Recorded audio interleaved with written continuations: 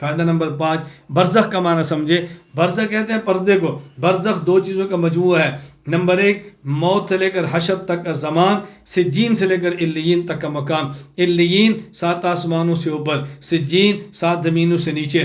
زمان اور مکان، سجین سے علیین تک کا مکان ہو اور موت سے حشر تک کا زمان ہو، اس مجموعے کا نام ہے برزخ۔ یہ سمجھ آ گیا، اشکالات ختم۔ لوگ کہتے ہیں، آپ کہتے ہیں کہ برزخ میں عذاب ہوتا ہے، تو فرعون بھی اسی زمین پر ہے، ہم بھی اسی زمین پر ہیں، وہ بھی اسی زمین پر ہے، ہم بھی اسی زمین پر ہیں، وہ برزخ میں، ہم برزخ میں نہیں ہیں۔ بات سمجھو، فرعون کو سجین سے لے کر علیین تک کے درمیان کا مکان بھی ملا ہے، موت کے بعد حشر تک کا زمانہ بھی ملا ہے، اور ہمیں سجین علیین کے درمیان مکان تو ملا ہے لیکن موت کے بعد کا زمانہ نہیں ملا، اس لیے ہم زمین پر رہتے ہوئے بھی دنیا میں ہے، اور فرعون کی لاش زمین پہ رہتے ہوئے بھی برزخ کے اندر ہے۔ بات اچھی طرح سمجھ لیں، الجھن کے اندر مبتلا نہ ہو۔ برزخ سمجھیں گے تو سارے اشکالات ختم ہو جائیں گے، کوئی اشکال باقی رہے گا نہیں۔ فائدہ نمبر 6، اب بات سمجھیں۔ برزخ کا معنی ہوتا ہے پردہ، پردے کے حوالے۔ دنیا میں پردہ آگے ہوتا ہے اور موت کے بعد پردہ پیچھے ہوتا ہے۔ قرآن کہتا ہے وَمِن وَرَائِهِمْ بَرْزَخٌ إِلَىٰ يَوْمِ يُبْعَثُونَ، سورۃ المؤمنون آیت نمبر 100، کہ ان کے پیچھے پردہ ہے۔ توجہ سے بات سمجھنا۔ اب ایک ہے پردہ، اصول کیا ہے؟ جو چیز پردے کے اندر ہو وہ نظر نہیں آتی، اور جو پردے کے اندر ہو وہ باہر والوں کو دیکھ لے تو پردے کے خلاف نہیں۔ ہم اسپتال میں ڈاکٹر کے پاس جاتے ہیں، اہلیہ والدہ ساتھ ہے، اس نے برقع لیا ہوا ہے، یہ پردے کے اندر ہے۔ اب جو کہ پردے کے اندر اس کا چہرہ باہر سے کوئی نہیں دیکھ رہا، لیکن باہر والوں کو یہ دیکھ رہی ہے، کیونکہ وہ پردے میں نہیں نا۔ معلوم ہوا کہ میت پردے میں ہے، ہم پردے میں نہیں۔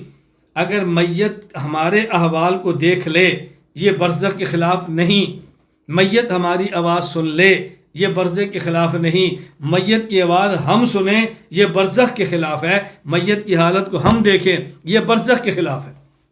بات سمجھ لیں۔ اس لیے جب یہ بات سمجھ آ گئی، اب اشکالات کا جنازہ اٹھ گیا، اعتراضات سب ختم ہو گئے۔ وہ اعتراضات کیا ہیں؟ میں ایک دو مثالیں دیتا ہوں۔ امام ابو بکر احمد بن حسین بن علی بن موسیٰ البیہقی رحمہ اللہ، وفات 458 ہجری، شعب الایمان للبیہقی، فصل فی زیارت القبور، حدیث نمبر 9296 حدیث نقل کرتے ہیں۔ حضرت ابو ہریرہ فرماتے ہیں اذا مر الرجل بقبر یعرفہ فسلم علیہ رد علیہ السلام، جب انسان کسی قبر سے گزرے اور وہ اس کو پہچانتا ہو، سلام دے، وہ سلام کا جواب دیتا ہے، وعرفہ، اور میت والا اس کو پہچان لیتا ہے کون ہے۔ وَإِذَا مَرَّ بِقَبْرٍ لَا يَعْرِفُهُ، اور اگر ایسی قبر سے گزرے کہ جن کا آپس میں تعلق نہیں تھا، پہچانتا نہیں تھا، فَسَلَّمَ عَلَيْهِ رَدَّ عَلَيْهِ السَّلَامُ، اس کو سلام دے تو جواب وہ بھی دیتا ہے۔ اب لوگ کہتے ہیں کہ میت نے کیسے پہچان لیا؟ ہمیں تو نہیں پتہ چلا کہ اندر کون ہے، اس کو کیسے پتہ چلا کہ کون آ گیا ہے؟ ہم نے کہا برزخ میں وہ ہے، ہم نہیں ہیں۔ اگر ہمیں پتہ چل جائے وہ کون ہے تو پھر برزخ میں نہ رہا، اور ہمارا اس کو پتہ چل جائے تو یہ پردے کے خلاف نہیں ہے۔ توجہ سے بات سمجھے۔ امام ابو عبداللہ احمد بن محمد بن حنبل بغدادی رحمہ اللہ، وفات 241 ہجری، اور امام ولی الدین ابو عبداللہ محمد بن عبداللہ خطیب تبریزی رحمہ اللہ، وفات 740 ہجری، مسند احمد حدیث نمبر 25536، مشکات المصابیح حدیث نمبر 156، باب زیارت القبور۔ حدیث کیا ہے؟ امی عائشہ رضی اللہ تعالیٰ عنہ فرماتی ہے کنت ادخل بیتی الذی دفن فیہ رسول اللہ صلی اللہ علیہ وسلم وابی فاضع ثوبی فاقول انما وزوجی وابی، میں اس گھر میں جاتی جہاں رسول اللہ صلی اللہ علیہ وسلم دفن تھے اور ابو بکر صدیق دفن تھے، تو میں پردہ نہیں کرتی، میں خیال کرتی ہے کہ میرا شوہر ہے اور ایک میرا والد ہے۔ لیکن فلما دفن عمر معہم، اور جب حضرت عمر رضی اللہ تعالیٰ عنہ وہاں پہ دفن ہو گئے، فواللہ ما دخلت الا وانا مشدودۃ علی ثیابی حیاء من عمر، خدا کی قسم میں پھر بغیر پردے کے کبھی نہیں جاتی، مجھے عمر سے حیا تھی۔ اب لوگ اشکال کیا کہتے ہیں؟ کہتے ہیں عمر کیسے ان کو دیکھ لیتے؟ بات سمجھیں، عمر پردے میں ہیں، حضرت عائشہ پردے میں نہیں، عائشہ تو دنیا میں ہے، یہ تو برزخ سے باہر ہے۔ حضرت عائشہ عمر کو دیکھ لیں تو برزخ کے خلاف ہے، حضرت عمر اگر عائشہ کو دیکھ لیں رضی اللہ تعالی عنہا تو پردے کے خلاف نہیں ہے۔ یہ بات اچھی طرح ذہن میں رکھ لیں۔ برزخ کا معنی سمجھ میں آنے سے سارے اشکالات ختم ہو جائیں گے، سب اشکالات ختم ہو جائیں گے۔ اور اگر باہر والا جو دنیا میں ہے وہ قبر کے حوال کو دیکھے، یہ یا معجزہ ہوگا یا کرامت ہوگی، کیونکہ یہ خرق عادت ہے۔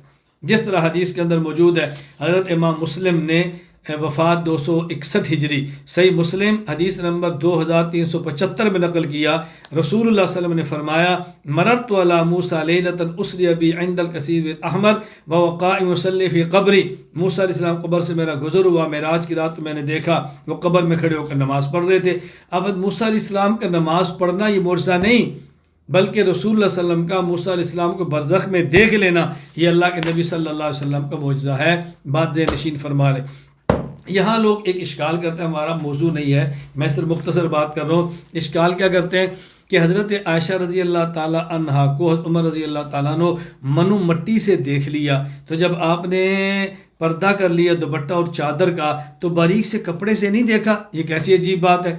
میں نے کہا بات سمجھو، اگر 1 میٹر چوڑا لوہا ہو 70 میٹر لمبا ہو، ایک طرف آپ کرنٹ لگائیں فوراً دوسرے کونے پر آ جائے گا، لیکن اگر درمیان میں آدھے انچ کا ربڑ ہو تو پھر کرنٹ نہیں جائے گا۔ کہا جی نہیں۔ میں نے کہا اگر میں پوچھوں 1 میٹر چوڑے لوہے سے کرنٹ گزر سکتا ہے تو آدھے انچ ربڑ سے کیوں نہیں گزرا؟ آپ کیا جواب دیں گے؟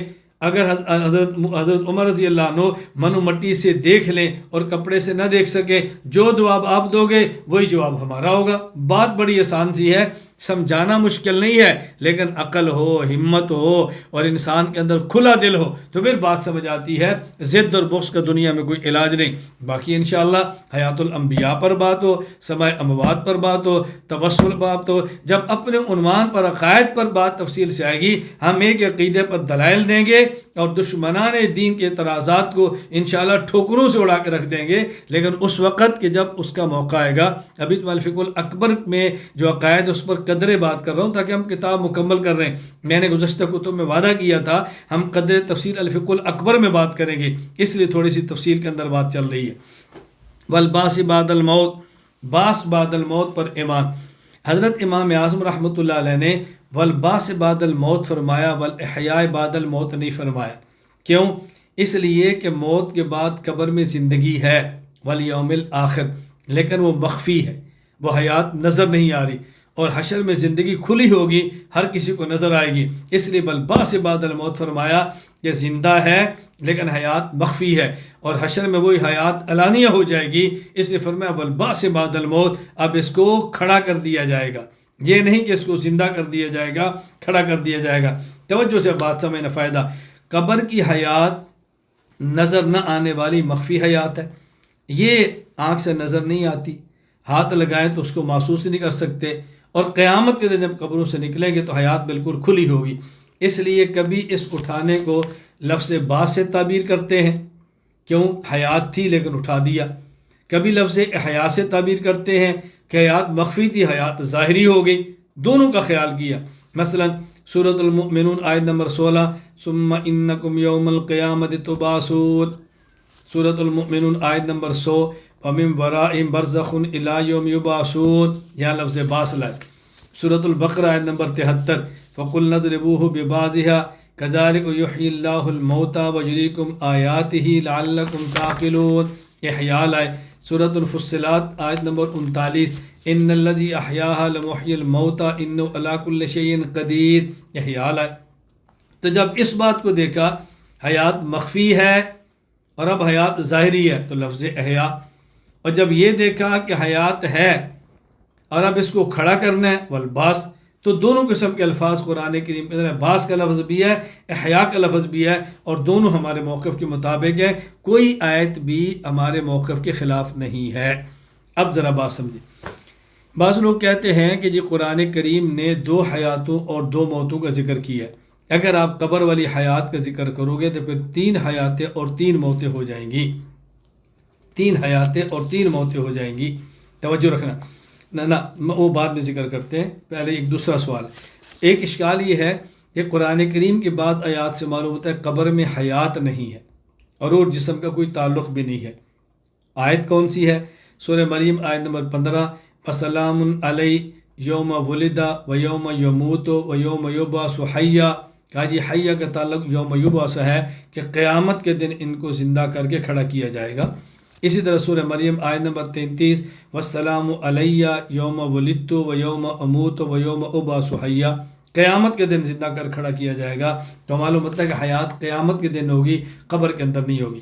ہم نے کہا یہ اشکال علم النحو سے ناواقف ہونے کی وجہ سے ہے۔ کیوں؟ یوم یبعث میں ہوا ضمیر ذوالحال حی حال، ابعث میں انا ضمیر مستتر ذوالحال حی حال، اور ذوالحال اور حال کا قاعدہ یہ ہے کہ ذوالحال کے فعل اور حال ان دونوں کا زمانہ ایک ہوتا ہے۔ جاءنی زید راکبا، زید میرے پاس آیا سوار ہو کر، زید ذوالحال ہے، آنا مجیت اس کا فعل ہے، اور راکب حال ہے، تو مجیت اور رکوب اکٹھا ہوگا، جب آیا تو سوار تھا۔ توجہ رکھنا، ضابطہ کیا؟ ذوالحال کا فعل ذوالحال اور حال ان کا زمانہ ایک ہوتا ہے۔ اس سے پہلے کی کیفیت کا تعلق اس سے نہیں ہوتا، اس سے پہلے کیفیت کا تعلق اس سے نہیں ہوتا۔ ایک شخص ہمارے پاس آتا ہے، گاڑی پر سوار ہو کر آتا ہے، ہم کہتے ہیں فلاں شخص میرے پر ہے گاڑی پر سوار ہو کر، اس کا معنی یہ تو نہیں تھا کہ وہ ہندوستان سے یا پاکستان سے یا بنگلہ دیش سے یا برما سے، انگلینڈ امریکہ سے وہ میرے پاس گاڑی پر سوار ہو کر آئے۔ میں بتا دوں، جب میرے پاس پہنچا تو گاڑی پر سوار تھا، اس سے پہلے وہ جہاز پر تھا، بحری پر تھا، ہوائی پر تھا، مجھے نہیں پتہ۔ اسی طرح آپ ذرا سمجھیں کہ جب یہ قیامت کے دن بعثت ہوگی تو حیات ہوگی، یعنی حیات اور بعث اکٹھا ہوگا۔ اس سے پہلے قبر میں حیات تھی یا نہیں، یہ آیت اس سے خاموش ہے۔ ابعث حیا، جب قیامت کے دن کھڑے ہوں گے تو حیات اور بعث اکٹھا ہوگا، اس سے پہلے قبر میں حیات تھی یا نہیں، وہ آیت اس سے خاموش ہے۔ اس لیے ان آیتوں سے یہ ثابت کرنا کہ قبر میں حیات نہیں، یہ جہالت کے سوا کچھ بھی نہیں ہے۔ دوسرا اشکال کیا ہے؟ کہتے ہیں قرآن کریم کی آیت سے معلوم ہوتا ہے کہ حیاتیں بھی دو ہیں، موتیں بھی دو ہیں۔ جب آپ قبر کی حیات کے قائل ہوں گے تو پھر حیاتیں تین اور موتیں تین ہو جائیں گی۔ سورۃ المومن آیت نمبر 11، ربنا امتنا سنتین و احییتنا سنتین فاعترفنا بذنوبنا، قیامت کے دن یہ کہیں گے اللہ آپ نے 2 موتیں دی اور آپ نے 2 زندگیاں دی۔ آپ کہتے ہیں قبر میں حیات ہے تو پھر حیاتیں تین ہوگی۔ یہ 2 موتیں 2 حیاتیں کون سی ہے؟ کیف تکفرون باللہ وکنتم امواتا فاحیاکم ثم یمیتکم ثم یحییکم، انسان ماں کے پیٹ میں آیا، روح نہیں تھی تو مردہ تھا، روح آ گئی دنیا میں زندہ ہو گیا، ایک موت ایک حیات، اس کے بعد مر گیا، یہ دوسری موت، اور پھر قیامت کے دن اٹھے گا، وہ دوسری حیات آ گئی۔ 2 موتیں 2 حیاتیں۔ جب آپ قبر کی حیات مانیں گے تو پھر موتیں بھی 3، حیاتیں بھی 3، ایک موت پہلے، پھر حیات دنیا میں آ گئی، پھر موت دنیا میں، اور پھر قبر میں حیات آ گئی۔ اب دیکھو 2 موتیں 2 حیاتیں ہو گئی، پھر حشر کے دن موت آئے گی 3 موتیں، پھر قیامت کو کھڑا ہوگا 3 حیاتیں۔ کہتے ہیں یہ تو قرآن کریم کی اس آیت کے خلاف ہے۔ ہم کہتے نہیں، آیت کے خلاف نہیں، بات اچھی طرح سمجھیں۔ ایک ہے ظاہری موت اور ایک ہے ظاہری حیات، ایک ہے مخفی موت اور ایک ہے مخفی حیات۔ موت کے بعد سے لے کر حشر تک کی جو حیات ہے، حیات برزخ، حیات قبر، یہ حیات نظر نہیں آتی، یہ مخفی حیات ہے۔ اس لیے عام اموات کے لیے یہاں پر حیات کا لفظ استعمال نہیں ہوتا، مخفی حیات ہے۔ یہ جو قرآن کریم میں ہے ربنا متنا سنتین و احییتنا سنتین، یہ وہ 2 حیاتیں ہیں جو ظاہری ہیں، اور وہ حیات نہیں جو مخفی ہے۔ اور قرآن کریم میں جس حیات کا ذکر ہے وہ حیات مخفی ہے، ظاہری نہیں، اور وہ بھی قرآن کریم سے ثابت ہے۔ اس لیے کوئی تعارض کی بات نہیں، ہم قبر کے حیات کو مانتے ہیں جو مخفی ہے، اور اس آیت میں ان 2 حیاتوں کا ذکر ہے جو ظاہری ہے۔ تو ظاہری حیات نہ ہو اور مخفی حیات ہو تو ان میں تعارض کیسے ہے؟ کوئی تعارض نہیں۔ توجہ سے بات سمجھیں۔ میں اپنے نصوص صاحب کی خدمت میں پیش کرتا ہوں کہ قبر میں حیات ہے لیکن ظاہری نہیں ہے۔ سورہ ابراہیم آیت نمبر 27، یثبت اللہ الذین آمنوا بالقول الثابت فی الحیات الدنیا وفی الآخرہ، اللہ تعالیٰ کلمہ ایمان کی وجہ سے ایمان والوں کو ثابت قدم رکھیں گے دنیا میں اور آخرت میں۔ یا آخرت سے مراد کیا ہے؟ صحیح مسلم حدیث نمبر 2871، برا بن عازب رضی اللہ عنہ فرماتے ہیں رسول اللہ صلی اللہ علیہ وسلم فرمایا یثبت اللہ الذین آمنوا بالقول الثابت، قال نزلت فی عذاب القبر فیقال له من ربک فیقول ربی اللہ ونبی محمد صلی اللہ علیہ وسلم فذلک قول عز وجل یثبت اللہ الذین آمنوا بالقول الثابت فی الحیات الدنیا فی الآخرہ۔ یہ ہے وہ آخرت جو قرآن کریم کہہ رہا ہے۔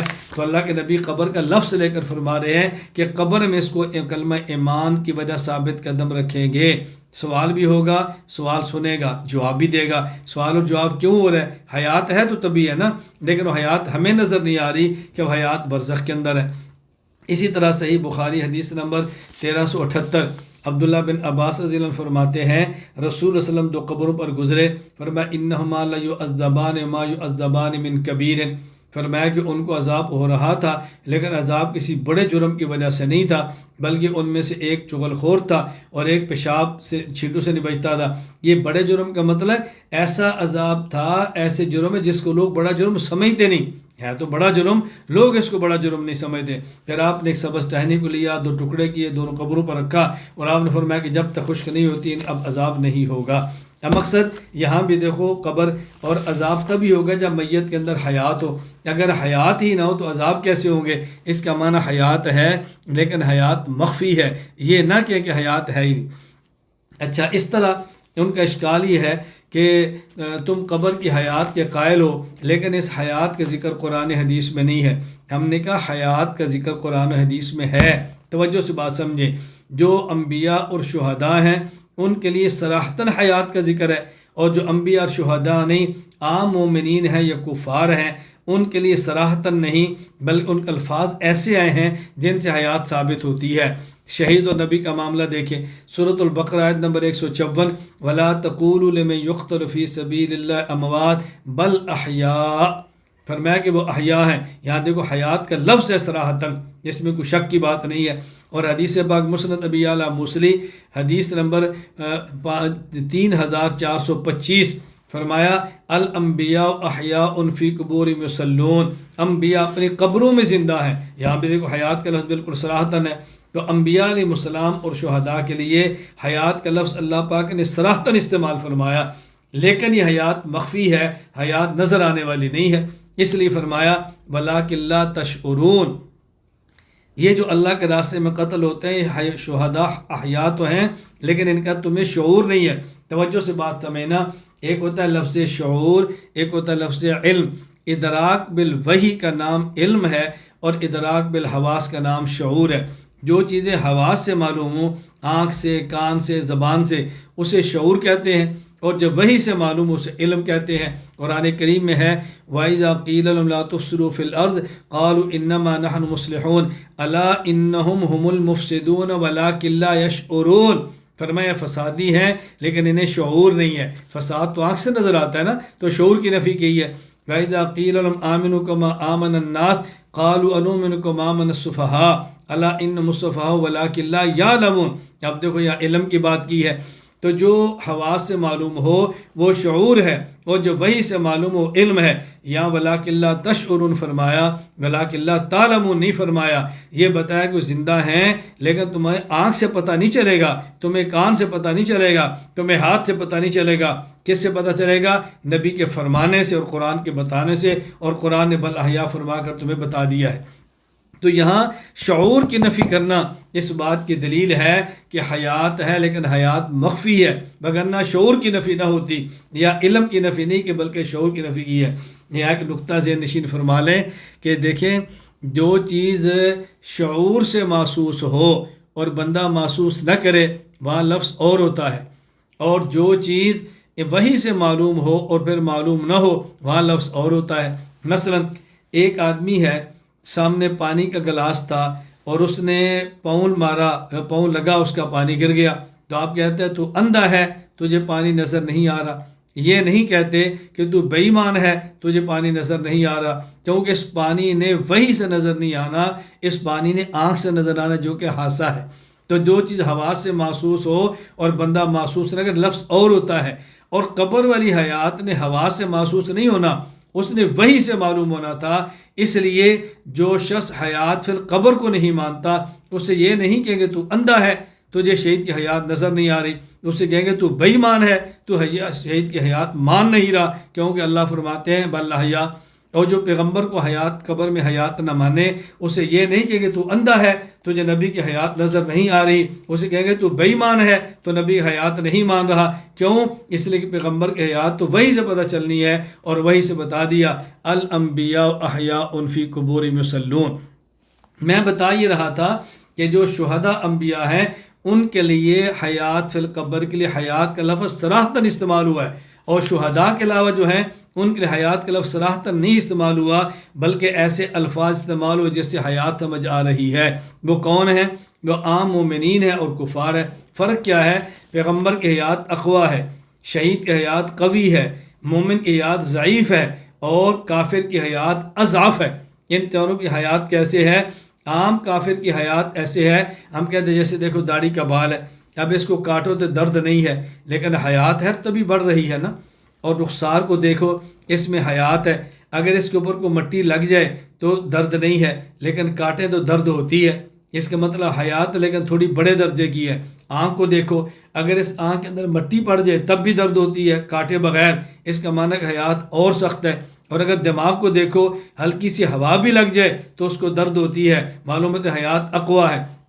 تو بال کی حیات ایسے جیسے کافر کی، رخسار کی حیات ایسے جیسے شہید کی، نہ جیسے عام مومن کی، اور آنکھ کی پتلی کی حیات ایسے جیسے شہید کی، اور دماغ کی حیات ایسے پیغمبر کی حیات کے درجات ہیں۔ تو پیغمبر اور شہید کے لیے لفظ حیات صراحتاً آ گیا کہ ان کی حیات قوی اور اقویٰ ہے، اور کفار اور مومنین وغیرہ کے لیے حیات کا لفظ صراحتاً نہیں آیا۔ کیوں؟ اس لیے کہ ان کی حیات مخفی ہے، حیات ظاہری نہیں ہے۔ مخفی حیات کا لفظ کون سے آئے؟ کہیں لفظ عذاب آیا کہ عذاب زندہ کو ہوتا ہے، ایلام الحی علی سبیل الحوال، ایلام العلم الی الحی، حی ہوگا تو حیات ہوگی، وگرنہ حی ہوگا تو عذاب ہوگا، وگرنہ عذاب کا کیا معنی ہے؟ کبھی لفظ عود روح آئے گا کہ روح لٹا دیا گیا، اعادہ روح، اور کبھی لفظ آئے گا نوم کا، سو گیا ہے، اور سونا تبھی ہوتا ہے جب حیات ہو، وگرنہ حیات کا کیا معنی ہے؟ اعادہ روح کے الفاظ مسند احمد حدیث نمبر 18443 پر موجود ہے۔ وہاں اللہ کے نبی صلی اللہ علیہ وسلم لفظ استعمال فرمایا روح کے لٹا دینے کا، بس صاف الفاظ موجود ہے، اعیدوہ الی الارض، اس کو لٹا دو۔ اسی طرح بعض احادیث میں الفاظ آئے ہیں، اور وہ الفاظ کون سے ہیں؟ سونے کے۔ قرآن کریم کے اندر ہے یا ویلنا من باسنا من مرقدنا، سورہ یاسین، ہمیں سونے کی جگہ سے کس نے اٹھا دیا؟ تو نیند وہاں ہوتی ہے جہاں حیات ہو، جہاں حیات نہ ہو وہاں نیند کون سی ہوگی؟ اسی طرح بعض حدیث میں الفاظ ہے، سنن ترمذی حدیث نمبر 1071، حضرت ابو ہریرہ کی حدیث، اللہ کے نبی فرماتے ہیں کہ اس کو کہا جاتا ہے نم کا نومت العروس الذی لا یقظ الا احب اہلہ، تو سو جا۔ تو نوم کا لفظ تبھی ہوگا جب حیات ہوگی۔ قرآن میں لفظ رقود آیا، حدیث میں لفظ نوم آیا، اور رقود اور نوم کا معنی سونا ہے۔ یہ تبھی ہوگا نا جب بندے کے اندر حیات ہوگی، حیات نہیں ہوگی تو پھر اس کو نوم اور رقود کیسے کہیں گے؟ خلاصہ کیا ہے؟ قبر میں حیات ہے لیکن مخفی ہے۔ شہید اور نبی کی حیات اقویٰ اور قوی ہے، وہاں صراحتاً لفظ حیات آ گیا، اور بقیہ کی حیات اضعف اور ضعیف ہے۔ کبھی عذاب کا لفظ آیا، کبھی ثواب کا لفظ آیا، کبھی اعادہ روح کا لفظ آیا، کبھی نوم کا آیا، کبھی رقود کا آیا، جس سے حیات معلوم ہوتی ہے، لیکن اب حیات مخفی ہے، وہ حیات ظاہری نہیں ہے۔ اس بات کو بہت اچھی طرح ذہن نشین فرما لیں۔ اللہ تعالیٰ مجھے اور آپ کو بات سمجھنے کی توفیق عطا فرمائے۔ میں یہاں پہ ایک لطیفہ عرض کیا کرتا ہوں کہ ایک مرتبہ میں سبق پڑھا رہا تھا، اور سبق کے اندر حدیث پاک آئی کہ رسول اکرم صلی اللہ علیہ وسلم نے فرمایا جب قبر میں سوال ہوتا ہے من ربک من نبیک ما دینک، تو میت جواب دیتی ہے ربی اللہ نبی محمد صلی اللہ علیہ وسلم دین الاسلام۔ تو پھر فرشتہ کہتا ہے افرشوا لہ من الجنہ، جنت کا بچھونا دو، البسوا له من الجنہ، جنت کا لباس دو، وافتحوا له بابا الی الجنہ، جنت کا دروازہ کھول دو، فیاتیہ من طیبہا وروحہا، جنت کی خوشبو اور ہوا اس کی قبر تک آتی ہے۔ پھر فرشتہ کہتا ہے نم کا نومت العروس، آج ایسے سو جا جیسے پہلے رات کی دلہن سوتی ہے۔ تو مجھے ایک طالب علم کی چٹ آئی کہ استاد جی پہلی رات دلہن سوتی بھی ہے؟ استاد جی کیا پہلی رات دلہن سوتی بھی ہے؟ تو میں نے اس کو بتایا ہاں سوتی ہے، لیکن کب؟ فرشتے نے پوچھا تیرا رب کون ہے، تیرا نبی کون ہے، تیرا دین کیا ہے؟ جب اس نے بتایا میرا رب اللہ ہے، میرا نبی حضرت محمد ہے صلی اللہ علیہ وسلم، میرا دین اسلام ہے، کہا اب تو سو جا، تیرا کام مکمل ہو گیا، اب سو جا۔ میں نے کہا سوتی ہے جب اس کا اپنا کام مکمل ہو جاتا ہے، سوتی ہے لیکن اپنا کام مکمل ہونے کے بعد۔ اب ذرا بات سمجھیں، اللہ کے رسول صلی اللہ علیہ وسلم نے نم کا نومت العروس فرمایا، کیا اتنا کہہ دینا کافی نہیں تھا تو سو جا؟ جیسا دلہن کا لفظ استعمال کیوں فرمایا ہے؟ یہ دلہن کا لفظ استعمال فرمایا تو میں عقیدہ سمجھ آیا، یہ دلہن کا لفظ نہ فرماتے تو یہ بات سمجھ نہ آتی۔ الفاظ نبوت کی بلاغت اور فصاحت آپ دیکھیں، ایک لڑکی کسی لڑکے کو چاہتی ہے لیکن اللہ سے ڈرتی ہے اور خاندان کا بھی خوف ہے، میسج نہیں کرتی، فون نہیں کرتی، ملاقات نہیں کرتی، بات نہیں کرتی، اللہ کا بھی خوف ہے اور خاندان کی بھی خوف ہے، لیکن چاہتی ہے اگر وہی لڑکی اسی لڑکے کے پاس اگر نکاح کے بعد آ جائے، نہ اللہ کا خوف ہے نہ خاندان کا خوف ہے، کچھ بھی نہیں۔ بالکل اسی طرح مومن نے قبر میں جانا ہے تو قبر میں ظلمت کا گھر ہے، یہ کیڑوں کا گھر ہے، تنہائی کا گھر ہے، اس کو خوف آتا ہے۔ جب یہ کلمہ ایمان کے ساتھ آ، جب اس کو کوئی خوف نہیں، تو رسول اللہ صلی اللہ علیہ وسلم نے دلہن کا استعمال کر کے یہ بات سمجھا دی کہ جس طرح کوئی لڑکی کسی لڑکے کے پاس کلمہ نکاح کے ساتھ آ جائے اس کو خوف نہیں ہے، اسی طرح بندہ مومن جب قبر میں کلمہ ایمان کے ساتھ آتا ہے اس کو بھی خوف نہیں ہے۔ اب دیکھو یہ دلہن کے لفظ سے بات سمجھ آ سکتی ہے، ویسے کیسے سمجھ آئی، لیکن جنسیت کے دل دادوں کی باتیں کیسے سمجھ آئیں؟ رسول اللہ صلی اللہ علیہ وسلم کی فصاحت اور بلاغت کو سمجھنے کے لیے انسان کی عقل اور دماغ کا تیز ہونا ضروری ہے، پھر سمجھ آئے کہ اللہ کے نبی کیا سمجھا رہے ہیں۔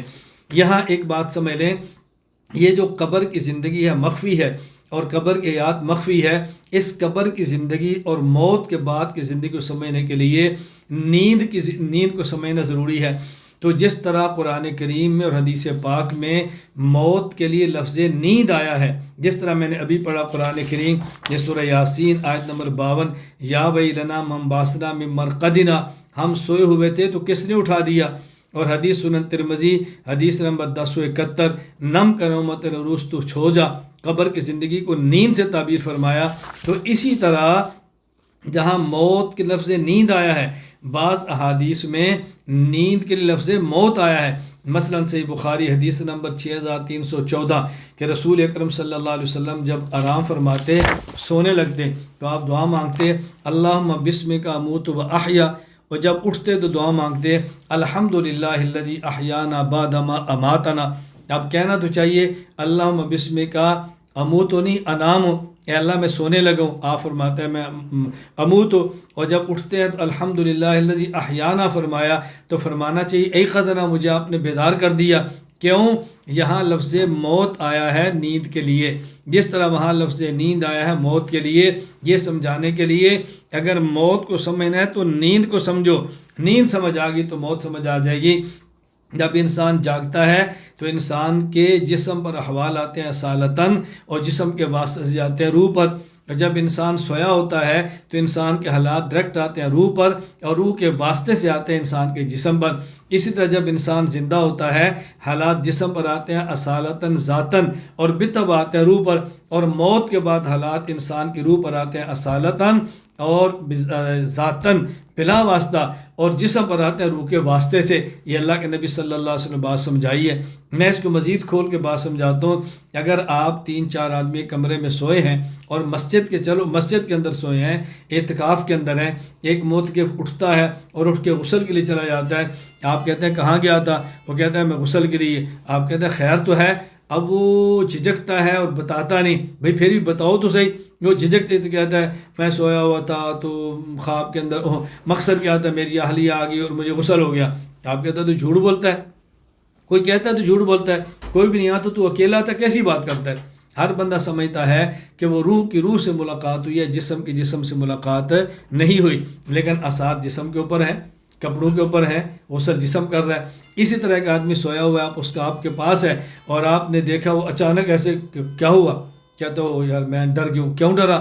مجھے ابھی سانپ نے ڈسا۔ کیوں جھوٹ بولتا ہے؟ یہاں تو سانپ کوئی بھی نہیں۔ آپ سمجھتے ہیں کہ وہاں سانپ اس کے جسم کو نہیں بلکہ روحانی معاملہ ہے۔ تو جس طرح سوئے ہوئے آدمی کے معاملات روح کے ساتھ ہوتے ہیں اور اس کا اثر جسم پر ہوتا ہے، اسی طرح جب انسان قبر کے اندر چلا جاتا ہے تو حالات روح پر آتے ہیں اور روح کے واسطے سے جسم محسوس کرتا ہے۔ تو رسول اللہ صلی اللہ علیہ وسلم نے اس کو سمجھانے کے لیے موت پر نیند کا لفظ استعمال کیا ہے اور نیند پر موت کا لفظ استعمال کیا ہے۔ تو اب بتائیں بات سمجھنے کتنی آسان ہے، کوئی الجھن نہیں۔ اللہ میں بات سمجھنے کی توفیق عطا فرمائے۔ مزید جب اس اپنے عنوان پر بات آئے گی، عقیدے پر کھل کر بات ہوگی، مزید اس کو انشاءاللہ آپ کی خدمت میں پیش کر دیں گے۔ تو خلاصہ کلام کیا ہے کہ قبر میں حیات ہے لیکن مخفی ہے، اور حشر میں حیات ظاہری ہوگی۔ تو قبر کی مخفی حیات کو دیکھیں، وہاں حیات نہیں ہوگی بلکہ اٹھایا جائے گا تو لفظ باس آتا ہے۔ اور کبھی یہ دیکھتے ہیں کہ حیات ہے لیکن مخفی ہے، توجہ رکھنا مخفی ہے، اب ظاہری حیات آ گئی ہے تو لفظ احیا استعمال ہو گیا۔ یعنی اگر یہ دیکھیں کہ قبر میں حیات ہے اگرچہ مخفی ہے، اب قیامت کو اٹھایا جائے گا، زندہ کو لفظ باس آ گیا. اور اگر یہ دیکھیں حیات ہے مخفی ہے اور قیامت حیات ظاہری ہے، اب لفظ احیا لایا گیا، تو کبھی لفظ احیا ہے کبھی لفظ باس ہے. حضرت امام ابو حنیفہ رحمۃ اللہ علیہ نے بل یومل کا لفظ الگ لائے ہیں، بل باس کا لفظ الگ لائے ہیں.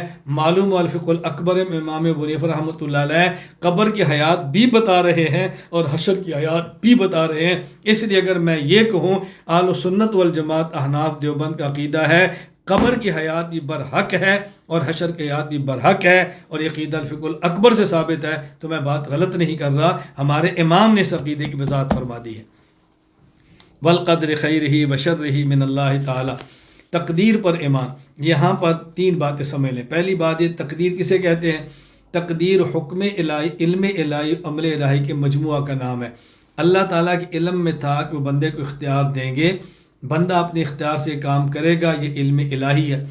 اللہ تعالیٰ نے لکھ دیا کہ یہ بندہ وہ کام کرے گا، یہ امر الہی ہے. اب امر الہی اور علم الہی کے خلاف ہو یا علم الہی امر الہی کے خلاف، ایسا نہیں ہو سکتا. تو علم الہی امر الہی کے مجموعے کا نام تقدیر ہے. عام طور پہ سمجھا جاتا ہے کہ چونکہ لکھا ہوا ہے لہٰذا ہونا ہے، ایسی بات نہیں. اللہ کے علم میں تھا میں اختیار دوں گا یہ کرے گا لہٰذا لکھ لیا ہے. دیکھو 2 باتوں میں کتنا فرق ہے. تقدیر کا معنی سمجھیں گے تو تقدیر پہ سارے شبہات ختم ہو جائیں گے.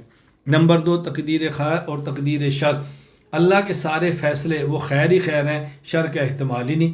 یہاں تقدیر خیر و شر کا مطلب کیا کہ اللہ کے وہ فیصلے جو انسان کے نفس کے موافق ہوتے ہیں اس کو تقدیر خیر کہتے ہیں، اور وہ خدا کے فیصلے جو انسان کے نفس کے موافق نہیں ہوتے اسے تقدیر شر کہتے ہیں. مثلا ایک لڑکے نے کسی کو قتل کر دیا، اب یہ قاتل نوجوان ہے، جج نے اس کو سزائے موت دے دی اور قتل کا فیصلہ کر دیا. اب جس کو سزائے موت ملی ہے اس کے گھر مٹھائی لے کر کوئی جائے گا کہ آپ کو مبارک ہو کہ آپ کو قانون کے مطابق عدالت نے عدل کے مطابق فیصلہ کر دیا ہے؟ کوئی بھی خوش نہیں ہوتا. حالانکہ قاتل کی سزا قتل ہے، قصاص ہے، یہ عدل ہے، لیکن اس پر خوش نہیں ہو رہے بلکہ تکلیف ہو رہی ہے. اب دیکھو فیصلہ ٹھیک ہے لیکن نفس کے خلاف ہے، تکلیف ہو رہی. اللہ تعالیٰ کے سارے فیصلے خیر ہیں، نفس کے موافق ہوں تقدیر خیر کہتے ہیں، نفس کے مخالف ہو تقدیر شر کہتے ہیں. ایک انسان کی شادی ہوئی، 10 سال کے بعد اللہ تعالیٰ نے بیٹا عطا فرمایا، یہ اللہ کی تقدیر ہے، کتنا خوش ہے. 10 دن کے بعد بیٹا فوت ہو گیا، اب اس کو تکلیف ہو رہی ہے، پریشان ہے. تو پہلی تقدیر خیر تھی اور یہ تقدیر شر ہے ساری خیر، لیکن جو نفس کے موافق وہ تقدیر خیر کہتے ہیں، جو نفس کے مخالف وہ تقدیر شر کہتے ہیں. تیسری بات سمجھیں، ایک ہے تقدیر مبرم اور ایک ہے تقدیر معلق. وہ تقدیر جس میں تغیر اور تبدل نہ ہو اسے کہتا ہے تقدیر مبرم، اللہ لوح محفوظ میں لکھ دیا. اور وہ تقدیر جس میں تغیر اور تبدل ہو اسے کہتا ہے تقدیر معلق، یعنی جو تبدیل ہو جائے وہ تقدیر معلق ہے، جو تبدیل نہ ہو وہ تقدیر مبرم ہے. یعنی یہ مقدر میں لکھا ہے صدقہ کرو گے تو مصیبت ٹل جائے گی، نہیں کرو گے تو نہیں ٹلے گی، یہ تقدیر معلق ہے. تو تقدیر کی 2 قسمیں ہیں، تقدیر مبرم اور تقدیر معلق. لیکن یہاں بات اچھی طرح سمجھیں، تقدیر کی یہ دونوں قسمیں معلق یا مبرک یہ بندے کے اعتبار سے ہے، اللہ کے اعتبار سے تقدیر مبرم ہی ہے، تقدیر معلق نہیں ہے. کیونکہ اللہ کے علم میں ہے کیا ہونا ہے، اسی کے مطابق لکھ دیا گیا ہے. تو اللہ کی طرف نسبت کریں گے تقدیر مبرم ہی ہے، لیکن بندے کے اعتبار سے کریں گے تو تقدیر معلق ہے. کیوں؟ یہ میں نے دیکھو درخواست دی تھی نا تو ضمانت ہوگی، میں ٹکٹ کرائی تھی تو چلا گیا ہے، نہ ٹکٹ کراتا تو نہ جاتا. اب اس کو تو نہیں پتہ جانا یا نہیں، اللہ کو تو پتہ ہے اس نے جانا ہے کہ نہیں. تو بندے کے اعتبار سے تقدیر کی 2 قسمیں ہیں، خالق کے اعتبار سے تقدیر کی ایک ہی قسم ہے، تقدیر مبرم. حضرت امام بدر الدین محمود بن احمد بن موسیٰ العینی الحنفی رحمہ اللہ، وفات 855 ہجری، عمدۃ القاری شرح صحیح بخاری حدیث نمبر 5985 کے تحت لکھتے ہیں، وقد علم اللہ عز وجل بما سيقوله من ذلك فبالنسبة الى الله تعالى لا زیادت ولا نقصان ويقال له القضاء المبرم وانما تصور الزیارت بالنسبت الیہم ویسمى مثله بالقضاء المعلق. یہ اللہ کی طرف اگر دیکھیں گے، اللہ کے علم میں کیا حوال ہونے ہیں، تو اللہ کی طرف نسبت کرتے ہوئے دیکھا جائے تو تقدیر میں کمی یا زیادتی نہیں ہوتی، اس کو تقدیر مبرم کہتے ہیں. ہاں کمی اور زیادتی کا رونما ہونا یہ مخلوق کے اعتبار سے ہے اور اس کو تقدیر معلق کہتے ہیں. آگے دیکھیں حساب اور والحساب، قیامت کے دن حساب کتاب بھی ہوگا، حساب اور کتاب۔ یہاں چند ایک باتیں سمجھ لیں۔ نمبر 1، انسان جو چھوٹی سے چھوٹی نیکی کرے یا چھوٹے سے چھوٹا گناہ کرے، ہر کسی کا حساب ہوگا، جزا اور سزا ہوگی۔ سورۃ الزلزال آیت نمبر 7-8، فَمَن يَعْمَلْ مِثْقَالَ ذَرَّةٍ خَيْرًا يَرَهُ وَمَن يَعْمَلْ مِثْقَالَ ذَرَّةٍ شَرًّا يَرَهُ۔ فائدہ نمبر 2، آدم علیہ السلام کے پہلے بیٹے سے لے کر قیامت تک آنے والے ہر انسان کا حساب ہوگا۔ سورۃ الحجر آیت نمبر 92-93، فَوَرَبِّكَ لَنَسْأَلَنَّهُمْ أَجْمَعِينَ عَمَّا كَانُوا يَعْمَلُونَ۔ فائدہ نمبر 3، قیامت کے دن انبیاء علیہ السلام کا حساب نہیں ہوگا، انبیاء علیہ السلام کا حساب نہیں ہوگا۔ وجہ نمبر 1، انبیاء علیہ السلام سے جب قبر میں سوالات نہیں ہوں گے تو حشر میں سوالات کیوں ہوں گے؟ علامہ علاء الدین محمد بن علی بن محمد حسقفی رحمہ اللہ وفات 1088 ہجری الدر المختار باب صلاۃ الجنازہ میں فرماتے ہیں والاصح ان الانبیاء علیہم السلام لا یسألون، صحیح ترین بات یہ ہے کہ نبی سے قیامت کے سوال نہیں ہوگا۔ نمبر 2، امت میں اربوں افراد بغیر حساب کتاب کے جنت میں جائیں گے، تو حساب کتاب میں جانے والا ایمان نبی کی وجہ سے لاتا ہے، تو جس کی وجہ سے ایمان اور نیک عمل کر کے جنت میں بغیر حساب کے جا رہا ہے، وہ خود نبی جنت بغیر حساب کے کیوں نہیں جائے گا؟ آپ ذرا توجہ فرمائیں۔ نمبر 3، حساب کتاب اس شخص کا ہوتا ہے کہ جو ایمان اور کفر میں جس پہلو کو چاہے اختیار کر لے، نیکی اور گناہ جس کو چاہے اختیار کر کے۔ نبی تو معصوم ہوتا ہے، اللہ تعالیٰ تو اس پیغمبر سے گناہ نہیں ہونے دیتے، نہ کبیرہ اور نہ صغیرہ، تو نبی کے اندر کفر کا احتمال ہی نہیں ہے، تو نبی سے حساب کا کیا معنی ہے؟ اس لیے قیامت کے انبیاء علیہ السلام سے حساب کتاب نہیں ہوگا۔ فائدہ نمبر 4، حضرات انبیاء علیہ السلام کے علاوہ بعض انسان ایسے بھی ہیں جنہیں اللہ تعالیٰ بغیر حساب کتاب کے جنت میں داخل فرمائیں گے۔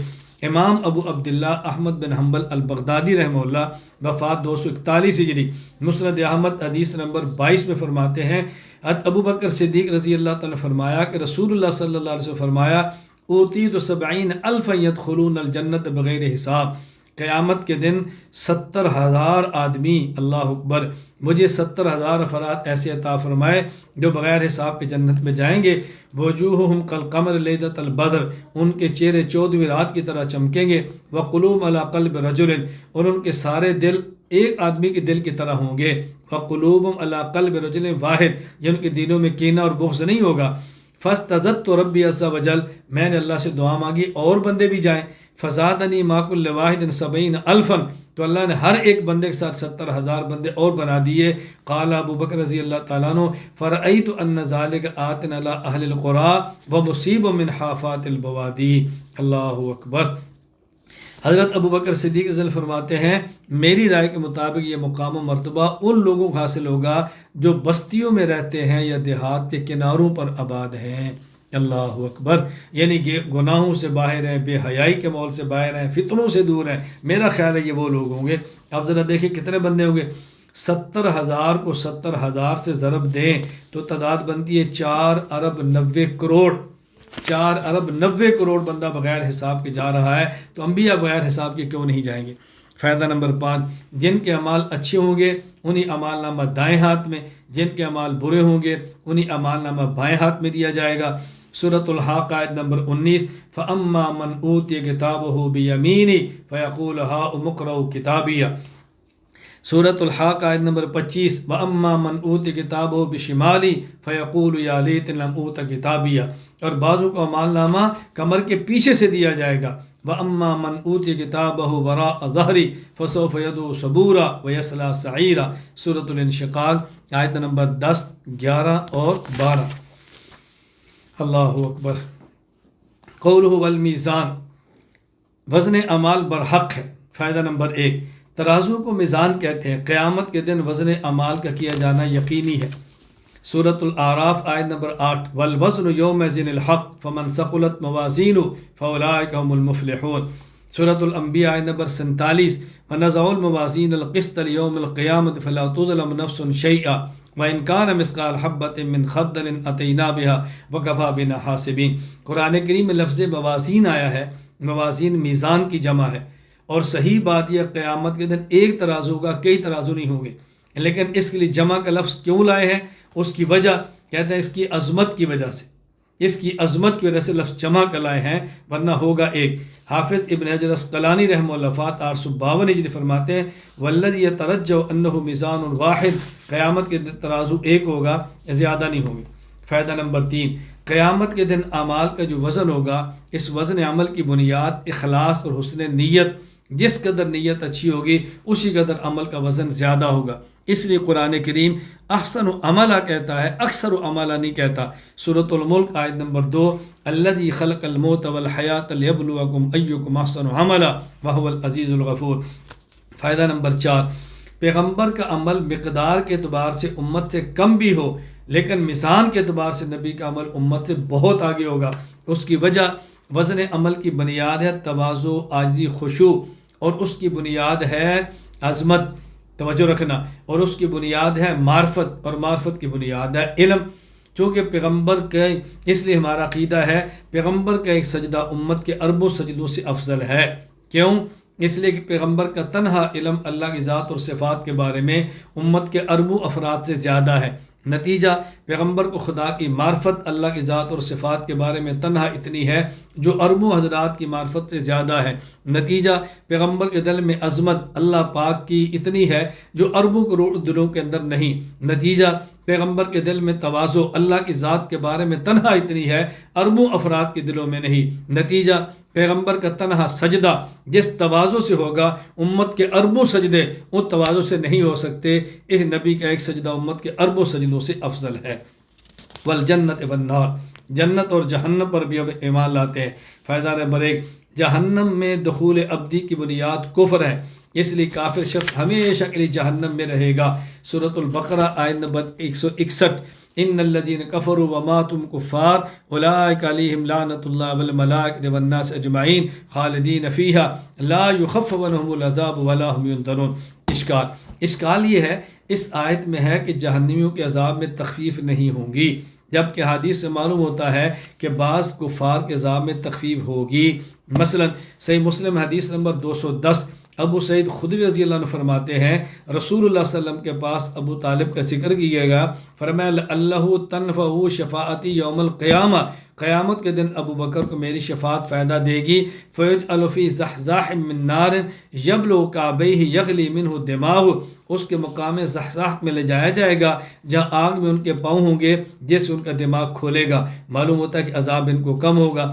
اسی طرح صحیح بخاری حدیث نمبر 5101، حضرت عروہ فرماتے ہیں کہ ابو لہب کی جو باندی سویبہ تھی جس کو اس نے آزاد کیا تھا، فارضعت النبی صلی اللہ علیہ وسلم، اس نے رسول اللہ صلی اللہ علیہ وسلم کو دودھ پلایا تھا۔ ابو لہب فوت ہو گیا، اس کے بعد رشتہ داروں کو خواب کے اندر ملا تو اس نے پوچھا ماذا لقیت، تیرے ساتھ کیا ہوا؟ اس نے کہا لم الق بعدکم غیر انی سقیت فی ہذہ بعتاقتی سویبہ، اس نے کہا کہ بس مجھے اور تو کچھ نہیں ہوا، انگلی کے اشارے سے میں نے اس کو آزاد کیا تھا، بس اتنی سی مقدار مجھے پلایا جاتا ہے پانی یا دودھ، تو عذاب کے اندر تخفیف تو ہے، پھر آپ کیسے کہتے ہیں تخفیف نہیں ہوگی؟ اس کا جواب یہ ہے کہ جو کافر کے لیے عذاب طے ہو جائے گا اس عذاب سے تخفیف نہیں ہوگی۔ ان کا عذاب چونکہ اتنا طے ہو گیا، اب اس سے زیادہ تخفیف نہیں ہوگی۔ حضرت امام ابو عبداللہ محمد بن محمد ابن عرفہ المالکی رحمہ اللہ وفات 830 ہجری، تفسیر ابن عرفہ لا یخف عنہم العذاب سورۃ البقرہ آیت نمبر 162 کے اعداد فرماتے ہیں العذاب الذی استحقہ کل واحد منہما ونزل بہ لا یخفف عنہ منہ، جس عذاب کے مستحق تھے اس سے زیادہ عذاب کے اندر تخفیف نہیں ہوگی۔ یہ بات ذہن نشین فرما لیں۔ آگے فائدہ، مسلمان اگر دوسرا فائدہ، مسلمان اگر اعمال بد کی وجہ سے جہنم میں چلا گیا، ایک وقت آئے گا جہنم سے نکال دیا جائے گا اور جنت میں داخل ہو جائے گا۔ صحیح بخاری حدیث نمبر 5827، حضرت ابو ذر رضی اللہ عنہ فرماتے ہیں میں حضور پاک صلی اللہ علیہ وسلم خدمت میں حاضر ہوا، آپ سفید کپڑا لے کر آرام فرما، جب آپ بیدار ہوئے تو میں آپ کی خدمت میں گیا اور آپ نے فرمایا ما من عبد قال لا الہ الا اللہ ثم مات علی ذلک الا دخل الجنہ، جس شخص نے کلمہ پڑھا وہ جنت میں جائے گا۔ میں نے پوچھا وان زنا وان سرق، اگرچہ زنا یا چوری کرے؟ فرمایا وان زنا وان سرق۔ میں نے پھر کہا وان زنا وان سرق، اگرچہ زنا چوری کرے؟ فرمایا وان زنا وان سرق۔ میں نے پھر کہا وان زنا وان سرق، اگرچہ زنا کرے اور چوری کرے؟ فرمایا ہاں وان زنا وان سرق۔ علی رغم انف ابی ذر، فرمایا ابو ذر تو ناک رگڑتا رہے وہ تب بھی جنت میں جائے گا۔ اللہ اکبر، معلوم ہوتا ہے مومن جنت میں جائے گا۔ صحابہ عجیب حضور کے عاشق تھے رضی اللہ تعالیٰ عنہم۔ حدیث پاک میں ہے وَكَانَ أَبُو ذَرٍ إِذَا حَدَّثَ بِهَذَا قَالَ وَإِنْ رَغِمَ أَنْفُ أَبِي ذَرٍ۔ اللہ اکبر، حضرت ابو ذر رضی اللہ تعالیٰ عنہ جب یہ حدیث بیان کرتے تو ساتھ یہ فرمایا کرتے تھے کان ابو ذر اذا حدث بهذا، حدیث بیان کرتے فرمایا وَإِنْ رَغِمَ أَنْفُ أَبِي ذَرٍ وَإِنْ رَغِمَ أَنْفُ أَبِي ذَرٍ، کیونکہ یہ بات حضور نے فرمائی تھی نا، تو ان لفظوں کا تذکرہ کس لذت کے ساتھ کرتے تھے۔ اللہ ہمیں بھی یہ لذت عطا فرمائے۔ ملا علی قاری رحمہ اللہ وفات 1014 ہجری، مرقات المفاتی شرح مشکات المصابی کتاب الایمان فرماتے ہیں ففیہ بشارت الی ان عاقبتہ دخول الجنہ وان کان له ذنوب جمہ لیکن امرہ